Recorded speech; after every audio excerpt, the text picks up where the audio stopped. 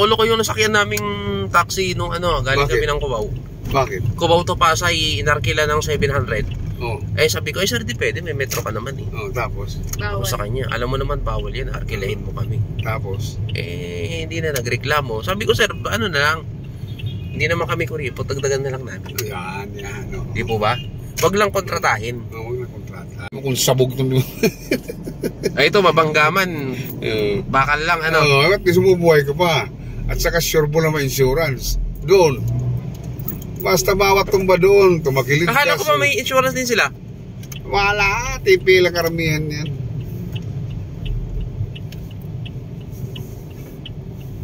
Sure, may nakita ka bang nabangga ng motor nagbayad ng insurance? Oo, parang sa tagal mo na sa Metro Manila, sa Pilipinas, may narinig ka ba? Pag nabangga ka, pag nanakawang ka pa eh. Cellphone, tangay. Nasaktan na nga, ninakawan pa. Natural. Ayan nga, nakaano nga yung iba. Nakapote. Ang hirap niya, umulan umaraw.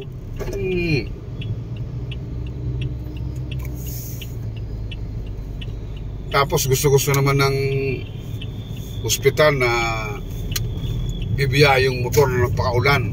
Oo, para kumita sila. Para may may trangkaso.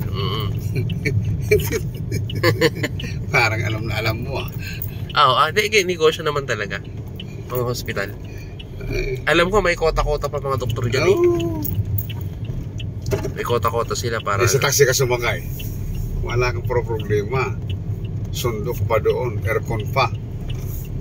Tulo ko yung nasakyan naming taxi nung galing kami ng Cubao. Bakit? Cubao to Pasay, inarkila ng 700. Sabi ko, sir, di pwede, may metro ka naman eh. Tapos? Tapos sa kanya, alam mo naman, bawal yan, arkilahin mo kami. Tapos? Hindi na nagreklamo. Sabi ko, sir, ano na lang, hindi naman kami kuripot, dagdagan na lang namin. Yan. Di po ba? Wag lang kontratahin. Wag lang kontrata. 700. Baka nisikat pa siya. Nadadamay pa yung driver mo ngayon. Oo. Ngayon, sir, pag nakarating kami ng Pasay, 339. Hindi ginawa namin 500. Yan. Diba? Gusto ko. Mukhang sigurado ako mamaya. Meron. Kasi nangaano kasi nangungontrata, syempre, nakasamahan ng loob. Nadadamay kami dyan. Kasi pag binanggit mo yung taxi, lahat na dyan. Mga taxi sa Metro Manila, mga demonyo na yan, putang ina niyan, meron ba? Mga kontratista. Hindi naman kami mayaman, kuya, pero nakakaintindi naman kami ng... Siyempre. Yes, hindi naman tayo. Pilipino lang tayo. Nakakaintindi naman. So, dagdagan mo naman ng konti.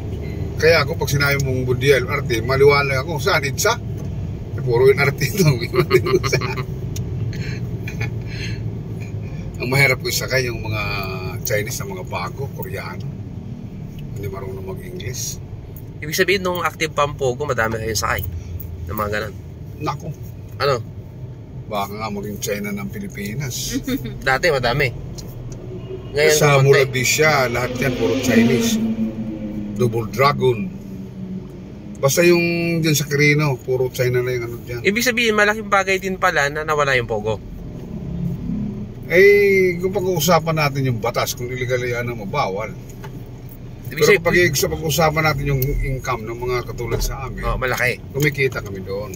Kasi yung kapatid ko rin, kasi sila, nagbabouncer kasi sila Nung may Pogo pa, ang lakas ng kitaan. Nung wala na, 3 beses na lang sa isang linggo sila pinapapasok. Kung hindi nila tinawag-tawag na bangag, tuloy ang Pogo. Tinatawag pa nilang bangag anak mo ta bisa na nahimik ang tao. Kalaban nila yung presidente. Nasabi naman ng kaibigan ko, yung asawa niya nasa Pogo. Maayos naman ang Pogo, sir. Online lang yan. Maayos yan. Kasi maayos yan. Pinapalala lang nila. Para sa atin na pa maghahanap. Ang problema lang yung legality. Tsaka inaano rin yata sinisingitan ng... Maski naman ano mo doon, kung tatawagin mo kung bangag-bangag, na alam ko naman ang source dyan na galing sa mga kalaban administration pa nung una.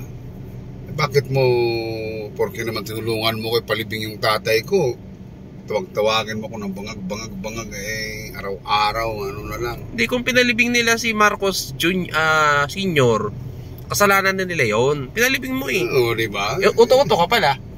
Di ba ganun, kuya? Pinalibing mo, uto ka. Tapos ngayon, magre-reklamo ka. Oo, hindi ka naman pre-measure na ipalibing. Kasi wala lang justice. Samantala yung mga pinatay na isang, kumbaga bibilangon, baka isang building ang punuin mo dun sa tao mga pinatay. Wala namang babalik. Ang hina kasi ng justice system. Kasi yung kay Sara, puro great pretender. Wala namang isa rin na involved yan eh. Pero kung di nila tinawag na bangag, okay na. Kaya sinabihan na nga, di na kailangan impeach. Tapos nakita nyo pa yung yung video niyang binago yung mukha. Di ba binago yung mukha ni BBM? Oo. Tapos si si Harry Doki. Nag-hit-hit ng kung ano? Madali ang mga. Tapos nalaman. Sa Facebook. In-edit lang pala? Sa Facebook, maraming imposible na. Ay, hayop nga, ang tao, ulo, isda nga, nandun na sa dagat yung mga tao, sa isda. Hindi naman niniwala dyan ng